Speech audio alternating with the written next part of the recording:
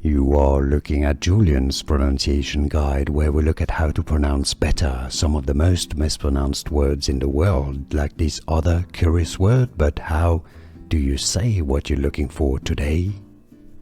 A very interesting word in English. The spelling is a bit confusing. It means the habit of snubbing a physically present person in favor of a mobile phone.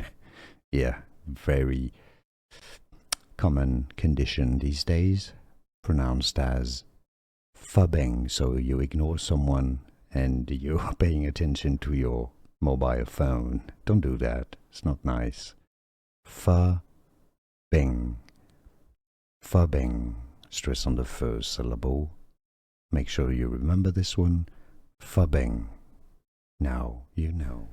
Here are more videos on how to pronounce more confusing words and names too many mispronounced. Like this video if you found it useful. I appreciate your support. I'll see you soon and thanks for watching.